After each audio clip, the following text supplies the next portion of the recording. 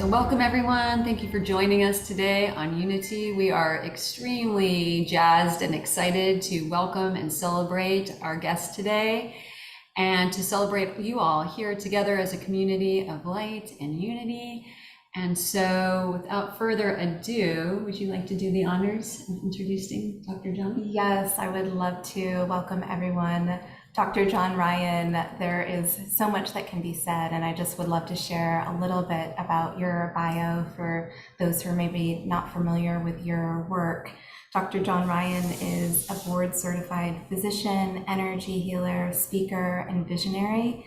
His life was transformed by a series of mystical events that led him to discover the validity of a spiritual and energy-based healing paradigm. In recent years, his work has led him to the mystical threshold of the quantum basis of DNA, its integral connection to the human spirit, and the potential of this knowledge to support human evolution. He is the author of Unity Field Healing, Volume 1, the founder of Unity Field Healing, a quantum process of conscious DNA activation. And John's work is supported by the Syrian Blue White Collective, who channel monthly transmissions to support human ascension. Dr. John, thank you so much for being here. We're so grateful to connect with you. Yeah, so grateful. Truly my pleasure. It really is. So we are so curious to get your take on the current energies of the now and anything that you feel is, kind of coming to the surface to be shared with our guests, with the collective of humanity. Absolutely. So it's a remarkable time on the planet. And I know that there's a lot of challenging situations of all different kinds, like from social, political, there are wars, there's commercial concerns all over the place of all different kinds. There's this tremendous sense of division that's developed within societal norms. And we kind of look at the whole picture, and it's daunting when you kind of really look at it as a human being living through some of these experiences. I think we can all resonate with that and feel the depth of that in our bones, just by being a member of the human family. But what's a little harder to understand, I think, is the nature of these transitions, especially if you don't understand what's happening on the planet in terms of the ascension and other spiritual processes that are part of our story. But when you start to discover those, or perhaps open your mind to those or learn about those, you realize what's happening on the planet is kind of a necessary process. It's not an easy process, but it's a necessary process. And so we'll take a few steps back, and then I'll answer the question in context of that understanding. So the Earth is going through a tremendous shift in consciousness and in energy. And we'll look at those two a little separately because they kind of have different influences on the nature of what's changing. So the Earth is part of a big galactic system of energy. We're here in our solar system, and our solar system exists in our galaxy. And there's a continuous stream of energy that comes from the galactic core through all the various stars and suns in the galaxy, including our own sun on the Earth. And all this whole system is in constant movement. So, the solar system is rotating within the galaxy, which is rotating. And so there's all these various factions of things moving within this big collective cosmic system. And so the Earth is beginning to move through an area of energy that is new. It's the first time our planet has kind of been immersed in this kind of energy since humanity has been on the planet. And so because we're moving into that kind of energy, the Earth was at a choice point. And so really what it came down to was going back to say 1987, trying to understand whether the Earth could sustain a very rapid evolution in energy and consciousness because of how this whole system is changing. So you'll hear terms like the harmonic convergence, the end times cycle, the precession of the equinoxes, the yugas in ancient Eastern teachings that talk about these kinds of cycles and shift. And really, what they all point to is an understanding that in or around the year 2012, the Earth was at a threshold where it was going to cross into this new potential for energy and consciousness to integrate. And it's by design. It's part of the way the whole system is made.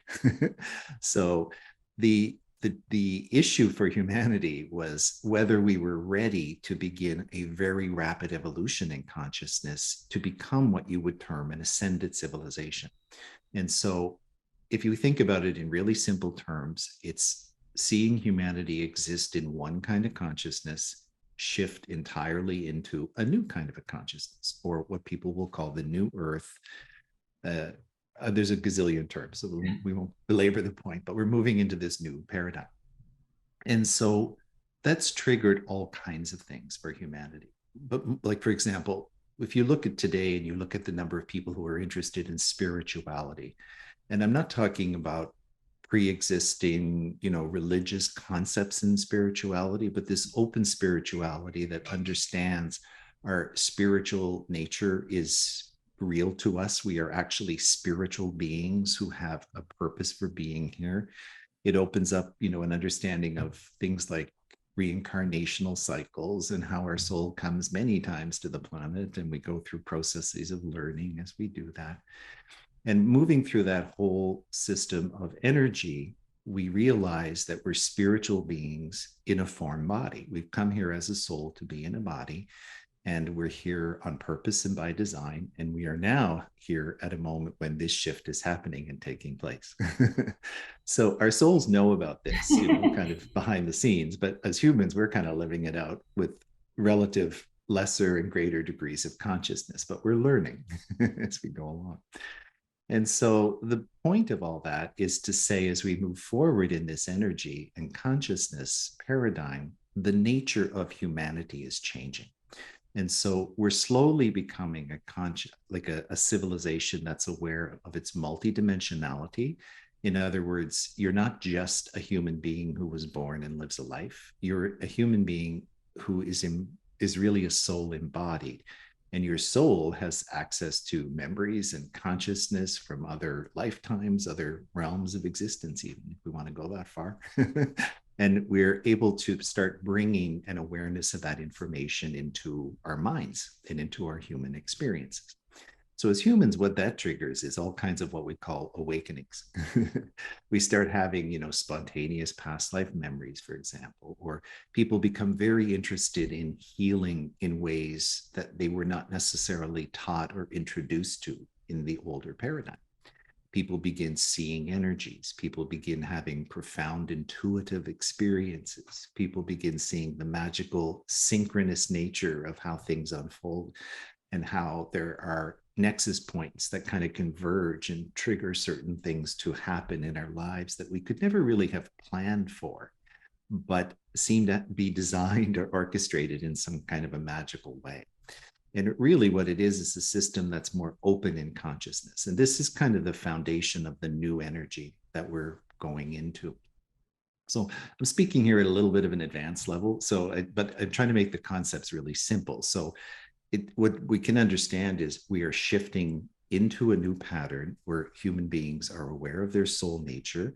We're aware of the energetic structure of reality, the quantum system of energy that exists behind the physical, and how things like our intention and things like our consciousness have an impact on designing and creating reality. And so what that will build ultimately is a much more conscious civilization. We're going to understand we are connected energetically. And so we're not a bunch of independent human beings who have nothing to do with each other. We're a collective family that has everything to do with each other.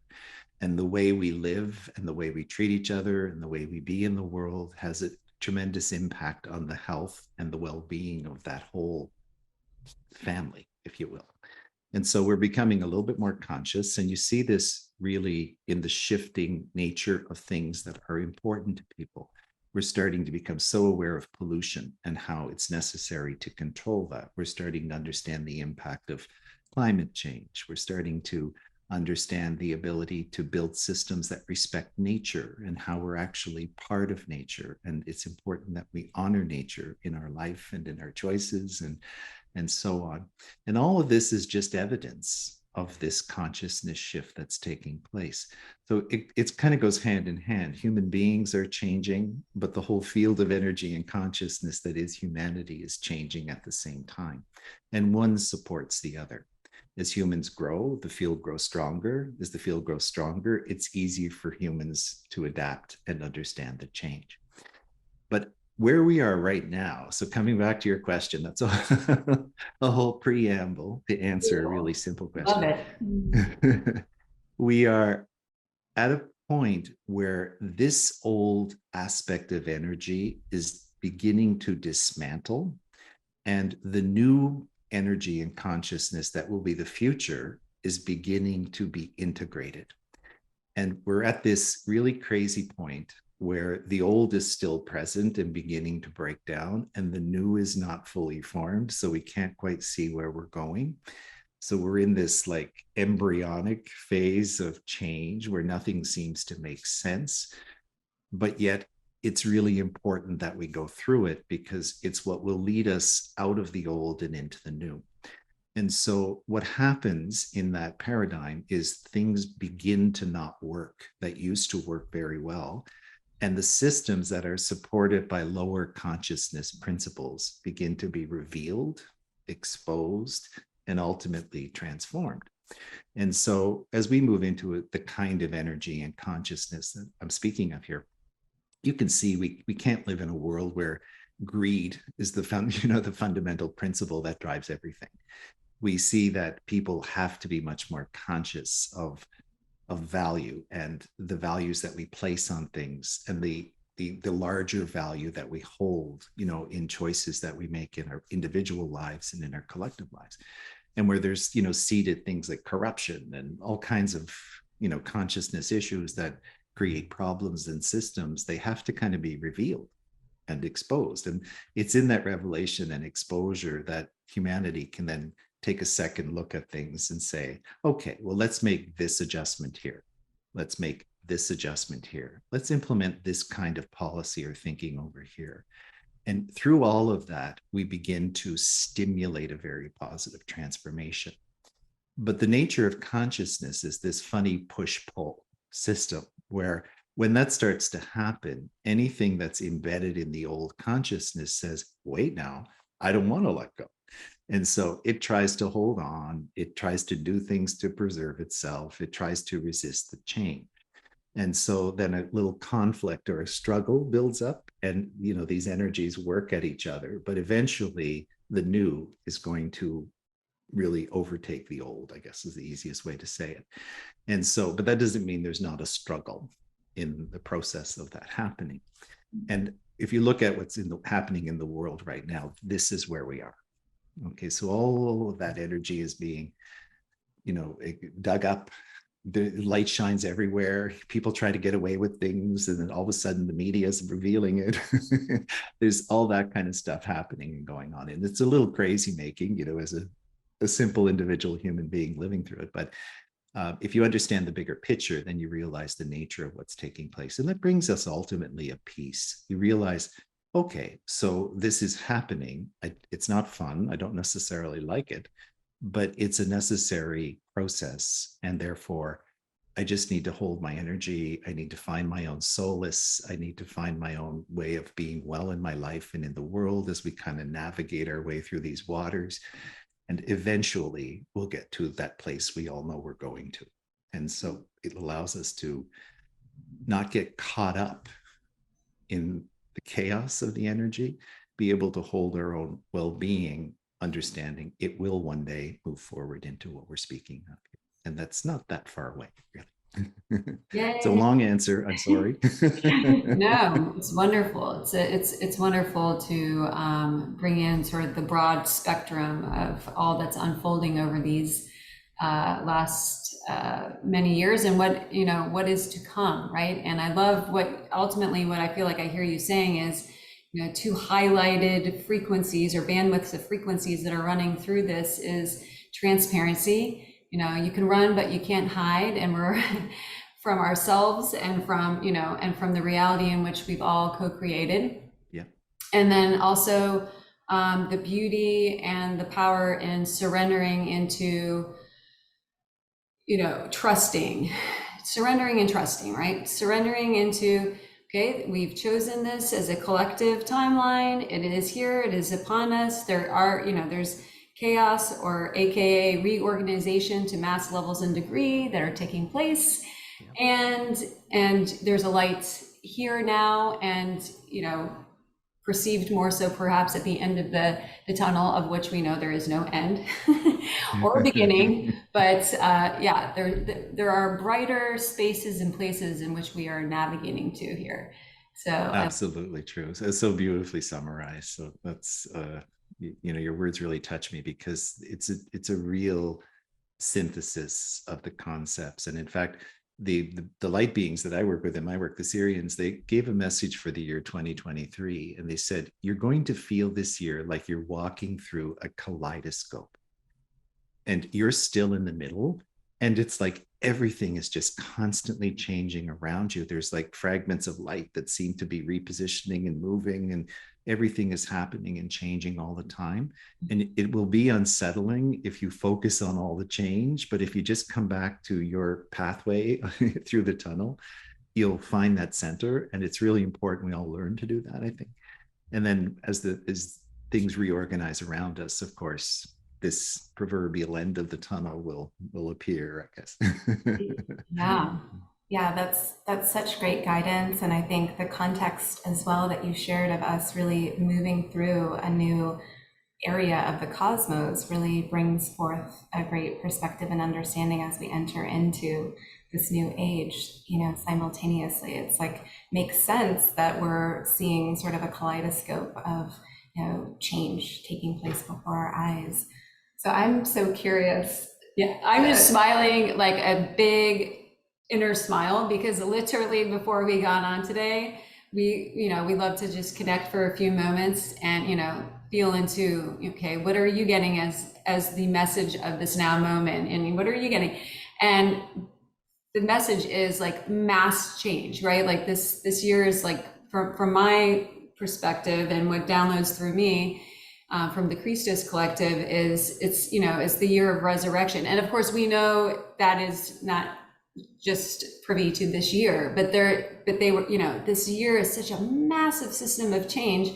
And I love that you brought in the kaleidoscope, because that has been brought forth as a reference or as a descriptor of what's taking place here. So I just love the synchronicities of, the messaging. And also, and really all we have to do, right, is just tap into that center point, tap into this present moment, and we can all feel exactly, how that has interfaced us and is continuing to ramp up and, and interface. Oh, that's really beautiful. Magical. Yeah, and I remember that you were just saying, right? What can you share for a moment, what you were sensing in the month of May, and how, maybe astrologically, et cetera, that seems to be amplifying? Well, it's interesting. Obviously we're in the eclipse portal, which is really about, personal and collective transformation and change.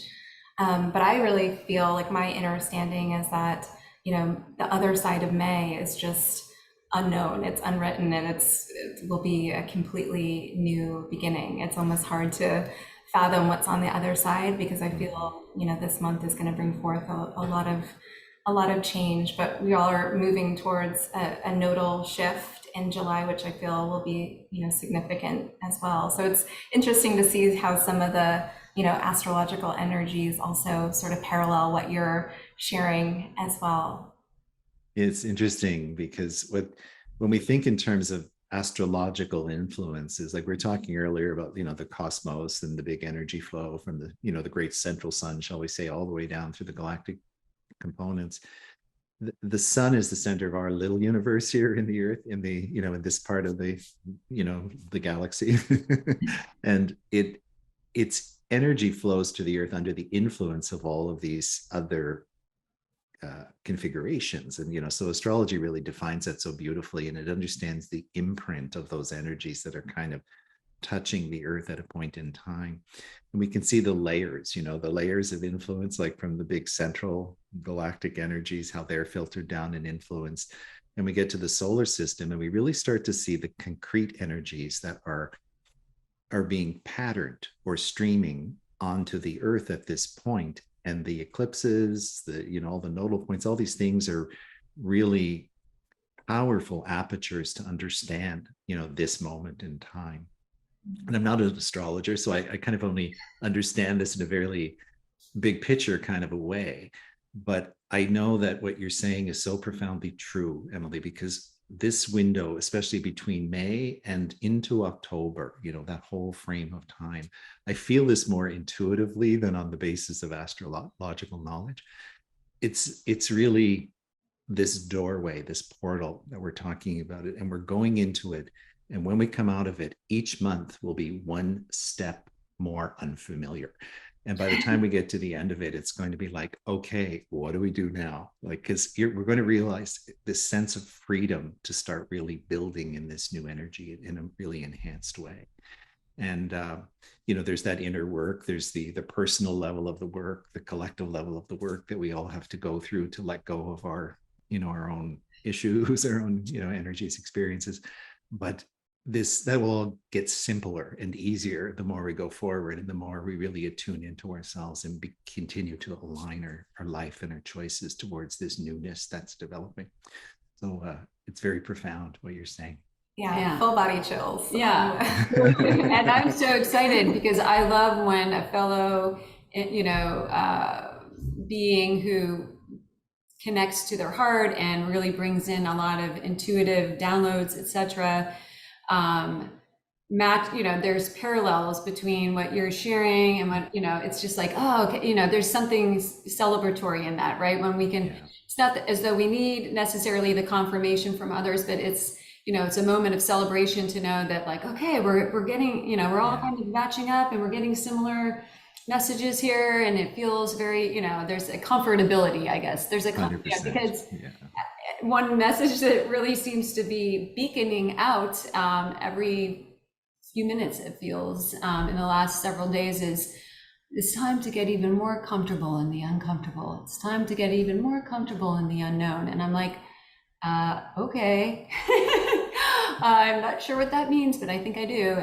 So I think that really speaks to, what you're sharing about this massive portal and pocket of huge alchemy, alchemizing energy that's coming through. And then its relationship, of course, right? When we move into a new floor and it's time to, to furnish it, and but it's completely unfamiliar, and we're not exactly, there's like so much freedom in it, right? That it is that time when relying upon that practice, as you earlier mentioned, of finding that center point, finding that 0 point, finding our way of gaining greater stability in our center. And I feel like maybe for those who are gathering here and connecting here, that might be a fun sort of hobby or really spiritual practice to attune even further, so that we can fill that spaciousness and those new floors of consciousness with new seeds, versus defaulting to some of our old patterns of comfort and so forth, like as you're mentioning, right? With that, I feel like there's this massive invitation to go even deeper into the depths of, okay, taking inventory of our hologram here. Okay, what imprints are ready to go? What imprints are ready to be lighted and ignited? And I feel like this might be a great entry into sharing a little bit more, if you could, about the quantum DNA and how it fits into all of this, and how you can, perceive it, and also, are there certain practices or certain things or certain awarenesses that may bring us into a greater place of fully owning ourselves as the directors of our light ship as we move through these big systems of energy and codes and so forth? Sure, absolutely. I love the poetry of your language. It's very beautiful. Ah, thank you. um, so the nature of my work with the 24th chromosome, I'll take a step or two back just to explain a little bit how that kind of came into the paradigm for me, because it's a strange concept and I think it requires a little bit of explanation. Emily's a little familiar with this because she's actually done the practitioner training, so she knows exactly what we're talking about. So years ago, I underwent a personal experience where I started to become really aware of energetic things. And so it goes, I was in medical school training, to become a physician. And just as I was finishing that training, I started having what I would call today a spontaneous Kundalini awakening. So I would have these energy surges, these spontaneous, like Kriya-like movements in my body that I couldn't really control by force of mind, but were kind of just happening on their own. And I would have surges of energy and begin to see energy external. So when I would look around people, I would see sometimes an auric field of energy. And I would begin to have these spontaneous out of body experiences and some fun things like that. Now, when this started for me, it was all new. I had no idea what the heck I was living. It was very strange. I was very uncertain about it. I thought even something might be wrong with me. Like I had no frame of reference for living through this. And it was back in a time when the kind of information we have available today just wasn't there. The internet was basically non-existent. We had some books, but they had very limited knowledge. And one morning I woke up and I had this unrelenting intuition that I needed to go to a bookstore and find a book. And so I went to the bookstore and I'm in there. It was a new age kind of a bookstore, sections on crystals and different kinds of healing and all that stuff. And I'm looking around and I thought, how would I ever find what I'm looking for here? And a book started to glow on the bookshelf, like it had a light in it. And so I'm looking at this, a very strange thing. And I went and took the book off the shelf and it said, The Spontaneous Awakening of Kundalini by Gopi Krishna. And so I started reading through the book and it brought me the information I needed at that moment in time. But the reason I share that specifically in this conversation right now is because it's such an important illustration of a power we all have. Our soul is in us and it will guide us. And if we don't know where we're going or the nature of what we're experiencing, we'll be led to the information or what we need to process it if we really trust our soul to help us do that and follow through with our intuitions and the guidance that we receive. And so this book kind of opened up a whole new world for me. And so I became interested in healing. I became interested in energy healing. I became interested in the power of consciousness.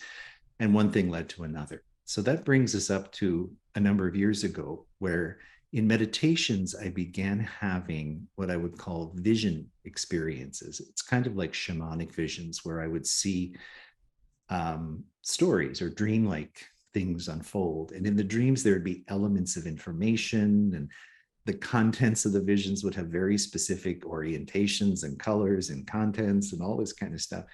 And it would be like I would have to decode what I saw. And so it would all happen. And then I'd have to sit with the experience and let the information talk to me. And I realized what was happening is I was being taught. I was being given information that I was meant to translate or to turn into meaningful information that I could talk about, teach, and then ultimately become healing work, which I didn't know at the beginning. So part of these visions was I was shown the 24th chromosome, or what we would call the spiritual DNA. And what this really is a quantum field of energy that's an integral part of our soul's design. It's kind of the energy through which the soul comes into manifestation. And this energy connects with us on a physical level when we're developing, as a little embryo and becoming a human being. This energy comes and merges with that development. And it's the overlighting energy that is there with us in the incarnation that we're living on the earth. So that's really simply put.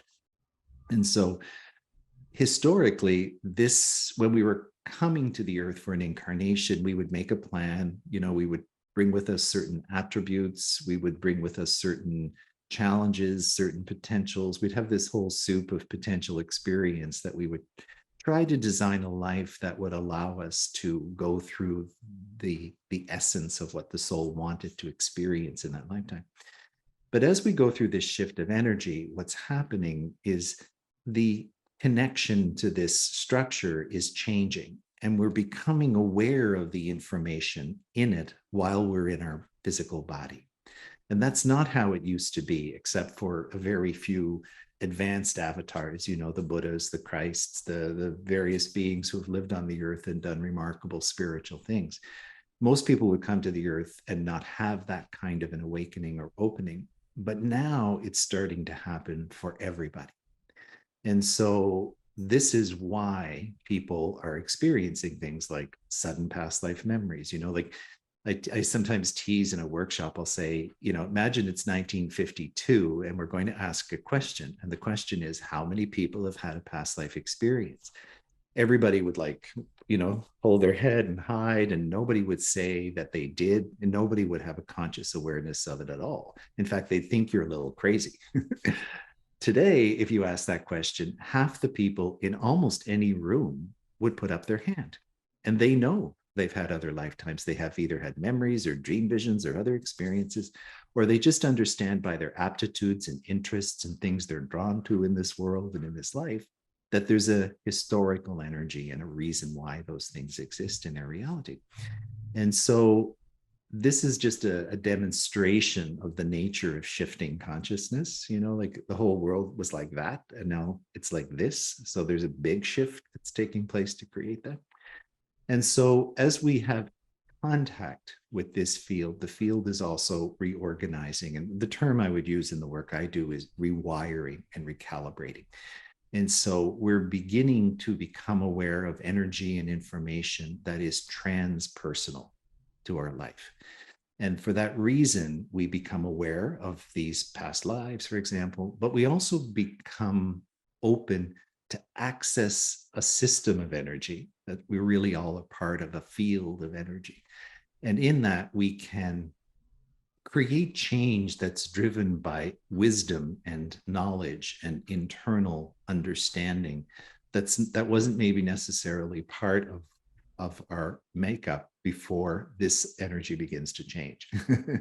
So this is why people are triggered, to learn about energy healing, to practice yoga, to make dietary modifications that support well-being in the body, all this kind of stuff. And so all of that's part of this shifting energy. And we begin to realize we're a continuum. There's like a soul energy that comes and connects with the body. The body has its own energy fields, and it's a system. And we kind of have to take care of the system at each individual level. We have to kind of nourish our body in a healthy way. We have to address our emotional nature. We have to address our beliefs, our mental nature. And the energy of our soul will help us bring down higher vibrational levels for those bodies and those aspects of who we are. And that's what we call healing, when we get right down to it. So healing is really about a restoration of energy and consciousness in the body that supports this balance we have with our soul and with the environment around us, the elements of the environment around us. So a big answer, but I kind of just wanted to cover it from that umbrella perspective. Yeah, I love it. And it reminds me of a video that someone had sent me several months ago. A woman narrates it, and it's speaking of many different scientists that sort of work, in the way of like quantum physics. And specifically, there's a lot of mention of a particular scientist who I believe was Russian. His name is Peter Gaia. I don't know if that's someone who you've tapped into at any point. No, that's not a name I know, actually. I know of another gentleman, but that's not his name. Oh, I'll send you the video, and if I'd love to see it. Whatever reason it resonates, great. If not, tell me about. But essentially, as I was listening to the video, there was a lot of information and content and science to it. And for myself, who has chosen not to be of, as much into the sciences, so to speak, in this lifetime, I tap into, intuitively what am I meant to, receive of this and feel of this, and I believe that it speaks to some degree of a similar, of that field, of energy, or one of the many fields of energy, right? Because there are many that are ascending Yeah, within for our sure. access. And, speaking of how we're going to return to be able to access, what is commonly now termed as the junk DNA, or the DNA in which it seems to have less familiar or accessed content, right? And how by accessing these fields of energy, these fields of essentially information, right, light and sound codes, that we're able to access and ignite omniscience, essentially, and the all-knowing, all different layers and levels of sort of the hidden organic technologies of the human potential. So I'm curious if that is sort of in sync with what you're sharing, and if there's anything of that to ignite further Yeah, for sure. sharing. So you bring up an interesting point, because when we look at the genetic component of life, shall we say, we come from a blending of chromosomal pairs, 23 pairs from a maternal and a paternal contribution. And they make 46 chromosomes, which is kind of the natural chromosome state of most human beings. Now, there are aberrations in that for different reasons, but 46 chromosomes, or 23 pairs of chromosomes, is the structure. And in the chromosomes, there's DNA that controls genes, so the things that we express through that genetic content. But the vast majority of it is not genetic genes, it's other stuff. And this is what was historically called the junk DNA. And so, in our limited frame of understanding, of course, we look at that and say it has no purpose, because we know the genes have a purpose, but the rest of it is just silly. Like, why is it there? I guess it just holds it together. So what's become clearer in the last 20 years is that within that genetic material, there's this incredible storehouse of information that takes place, and it speaks a language. And the language actually is directing the genetic expression. And so there is no real such thing as junk DNA. There's DNA that has different purposes and different reasons for being there. And then when we go into the quantum, or the omni aspect of it that you address, really what that is starting to understand, even outside of that genetic material, the physical material, there's a field of energy and information that's invisible to current science, but not invisible to quantum science. And so it's in this field that we're beginning to make these recalibrations that activate light codes and trigger recalibrations that can allow for different genetic expression through the same genes. And so when someone has a spontaneous healing, for example, you'd ask yourself, well, why did that happen? Well, somewhere at some level, there was trigger for a reorganization in the content to allow that person to express a healed organ rather than a diseased organ. And so if we open our mind to this quantum level of the genetic matrix, shall we call it, then this is where things can be triggered or activated to create changes that then express in physical form. Now, we're babies in our understanding of this, and science is nowhere near the threshold of understanding this. We're starting to appreciate quantum reality in science. There's a lot of work being done in quantum physics in general, and quantum computing, and all those kinds of things. And we're beginning to accept that there is a quantum reality. The day will come when we also have quantum vision. There will be machines or technology that can actually demonstrate vibrational things that exist in that realm. And that'll change science in lots of ways. But for now, this is really accessible to people who have a consciousness opening to it. So science will follow, but consciousness is already ready. And so people can learn about it, people can begin to understand it, and people can begin to work with it and experiment with it and bring truly transformative changes because of their knowledge and experience in learning to work with these kinds of tools. So the visions that I had about working with it were oriented in that way. It's super mystical, it's, very invisible, but you're working in a way that allows recalibration to take place in the field to help a person embody what we might call higher vibrational energies or higher frequency potential. And that energy then integrates and the person undergoes the transformations that inspires.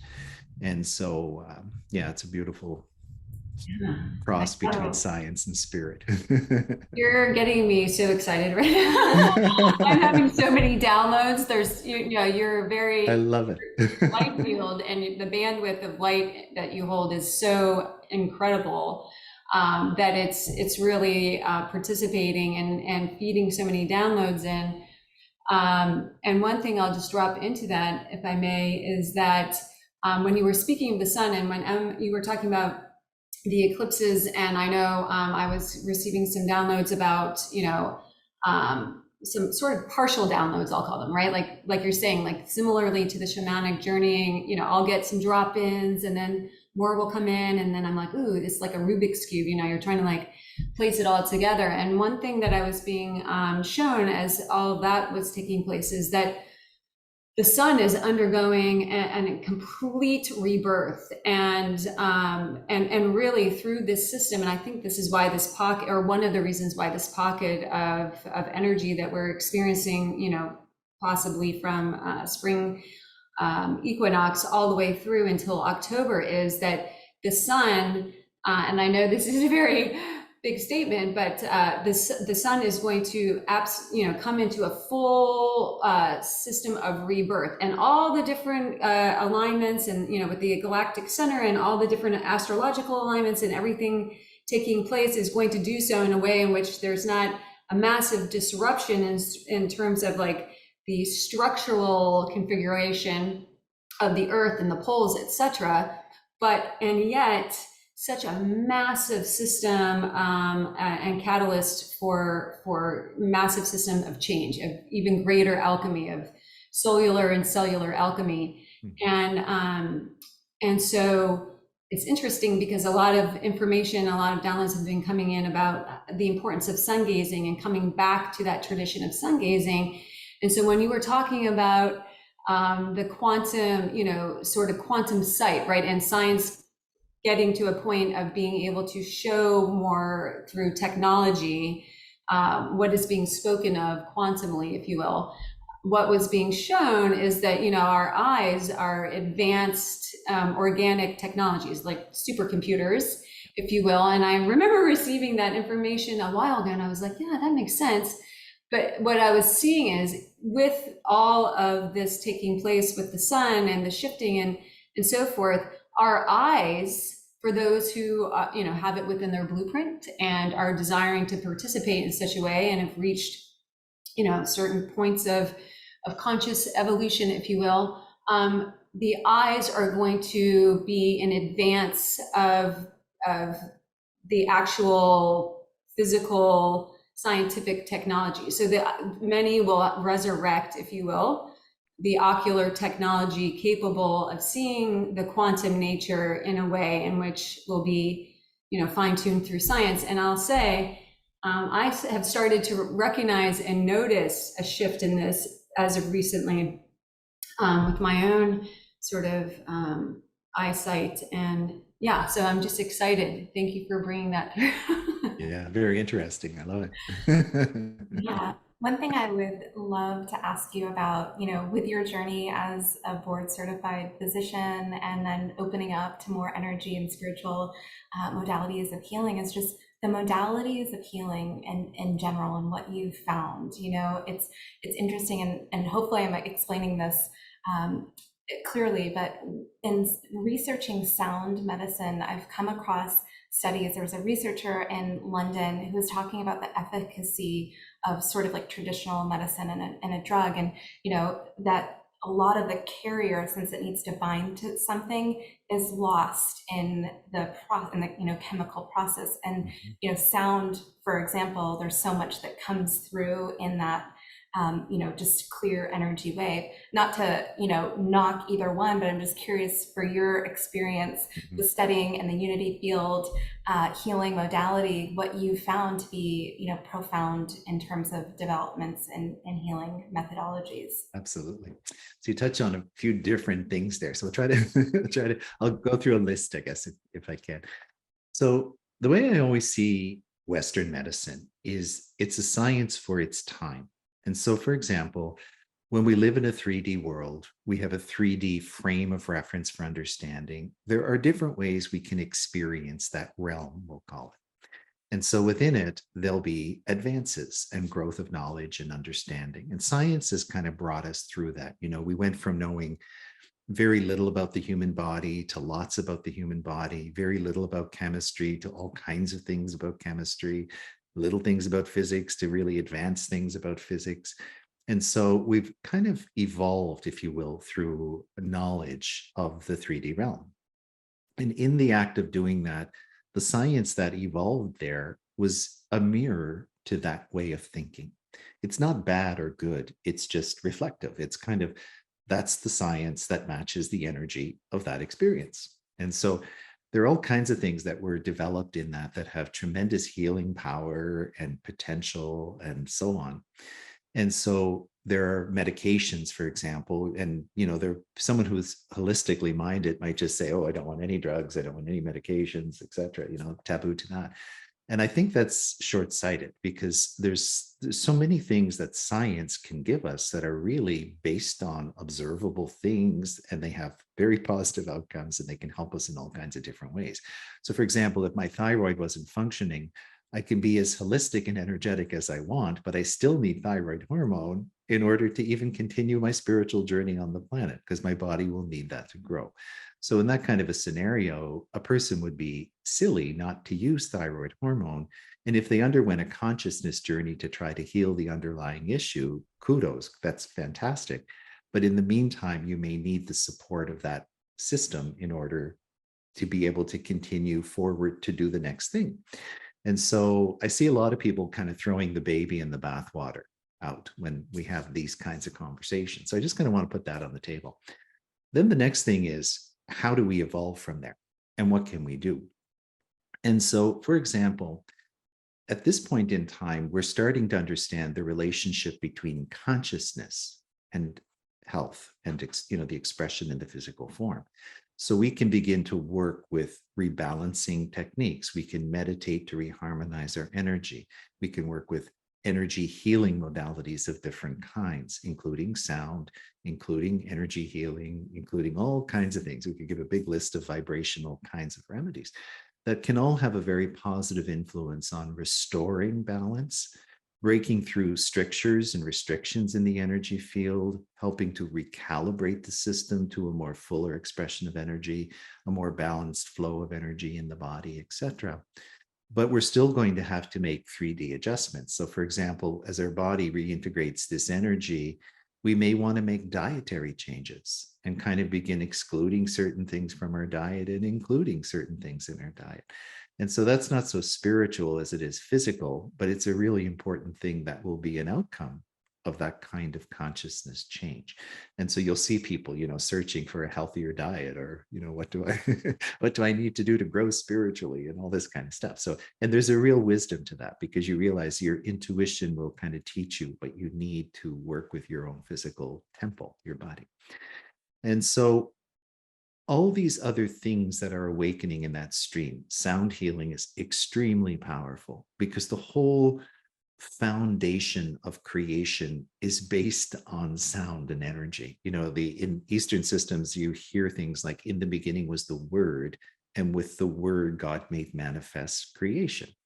And so what that means is, there, out of nothingness, out of the void of nothingness, sound was introduced that created standing wave patterns that began to create a matrix of energy in which life could experience itself. I'm translating the same statement. And so these sound patterns are not physical, they're invisible. It's an energy we don't see, but we can interpret and hear with our ears. We can experience sound in that way. But in a really quantum way, the whole universe is constructed on an organized energy that comes from that spiritual center, what we could call source. And so as we go through this transformation with that understanding, you can easily imagine there's new sound coming through the system, there's new energies coming through the system. And we can work with that in a microcosm way by using sound to send energies through the body. And so I remember once when I went to, it was a beautiful concert it was sponsored by a Tibetan group of monks who were musicians. And I was very early in my own, awakening process. And I went to this event and the monks were there and they were playing this music and they started and it was like this god awful noise. It was like, they were making all these horrible sounds with their instruments. And I remember feeling in my body all these shrill energies and sounds. And I started to understand I'm being decrystallized. The sound was actually moving through to help me break down tensions and strictures. And then the music evolved into this beautiful harmony, and it was rebuilding the balance in the energy field. And so I learned so much. The event stays with me so powerfully because I just learned so much by living it. And that's kind of what's happening now on a big scale, like where the earth is being deconstructed to be reconstructed again, but we're kind of still in the deconstruction phase of things. But we can translate that into healing because you realize you can use sound if you have the intuition and the power to work with the sound in different ways. You can use sound to help people make energetic transformations and healings. But that's not something a person who's really rock hard minded in science is going to be able to understand because they don't have the frame of reference for that understanding. And so these systems of awakening thinking and awakening healing and traditional systems of healing can clash at times because they're not even based on the same understanding. They're not even based on the same foundation. And so you have to think differently in order to be able to understand why those things can possibly exist. You have to be open-minded. And if you're not open-minded, you can't discover them because your mind won't let you. And so what happens in medicine a lot is people are closed-minded until they experience something, either in their own life or by the journey of another person that reveals something to them, or whatever happens. There's a million things that can happen to trigger that kind of an awakening. And so people involved in traditional healthcare will often have experiences that kind of awaken them to these things. But there is a whole group of people who've had nothing to do with science and medicine in its traditional form, who are starting to have these awakening experiences that are meant to bring in new potential knowledge and energy into the system. And so as we mature through the change, as we keep going forward, the systems will find a way of understanding each other better. And so we'll see these integrations take place in medicine eventually. With time, there'll become things there are things that are very esoteric that will become part of more mainstream healing and thinking. And the system of medicine that we know today is not going to just disappear. It's going to transform. It's going to exist. It will continue to support people with the strengths and limitations that it has and grow into a more mature expression of science as our consciousness evolves. And so sound will be a factor in that. Different kinds of vibrational remedies will be a component of that. All those things will weave into what we call traditional healing arts and things in the future. So in my own personal journey, of course, I'll meet people who are super open-minded and curious, and I'll meet people who think it's all crazy and woo-woo and everything in between. And you just, you begin to understand that yourself as you live it. So you're patient with it, and you find a way to transition with grace, I guess, is the simplest way to say. Compassion. Compassion, absolutely. Yeah, for sure.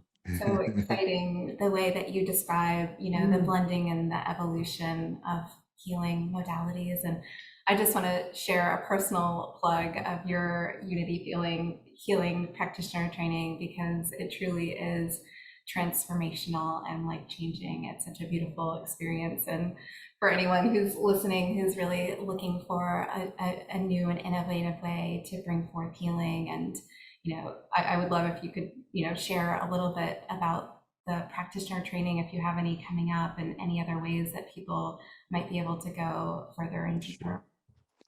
Yeah, thanks, Emily. Yeah, it's fun because the practitioner training began to start. It came into being, I guess, birthed into being in about 2016, and the work was originally taught in in-person teaching sessions. And so the way the work evolved was I went through some of these visions that began to show me the nature of the chromosome, a very specific light template pattern that we call the unity field template in the work, and how to bring these together for attunements and then trigger the ability to work in that energy through intentional ways, or what we call intentional support. And it took the form of sessions. So session 1 is an attunement to your own DNA axis. Session 2 is an attunement to the template.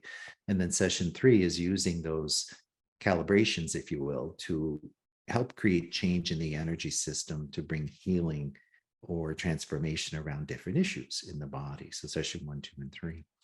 And so I began initiating practitioners back in 2016. Then, of course, COVID came along, and I developed an online format for doing the teaching during that time. And it was amazing because you start to understand when you're working quantumly, you're not restricted to 3D construct. You can actually work energetically in this field. And so the teaching program online was really successful, and people really got the work. They were able to feel the energy. They were able to work with the attunements, undergo very profound healings of all different kinds, and begin to share it as practitioners with other people.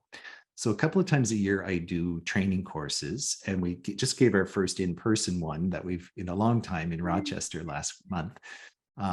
So going forward, we have a couple planned. There's probably going to be an in-person one. It was scheduled to be an online program in Ottawa in September, but I think I'm going to do it in person and open up an in-person training here. We have an online one scheduled in June that's timed in the Pacific time frame, and one in the fall that is timed in the European time frame, so Greenwich Mean Time. And they're all on the website. Now today, my website crashed because Mars is retrograde. And I tried to do an upgrade, which turned into a downgrade. So the website is down right now at this moment in time. So, but not to be dismayed, we'll get it back up and running and get everything fixed out. But in the next day or two, that should all be fixed. And we'll always keep these things up to date on the events page from the tab at the top. And so people can tune in and check out what's happening. Awesome. Is it Unity Field Healing? We'll definitely send that out with the replay, but just perfect. Awesome. Yeah. With a caveat. Come back. Yes. Don't be dismayed by your error message. Just for people who want to bookmark it now, though, is it unityfieldhealing.com? That's correct. That's the address. Yeah. Beautiful. We are so grateful to have been able to celebrate, if only for this short period of time together, the fantastical being that you are, and all of your many gifts and wisdom and grace. And hopefully we'll be able to have you back again to continue to connect and share and bring forth, all that is unfolding. We really are so appreciative that you were able to join us here.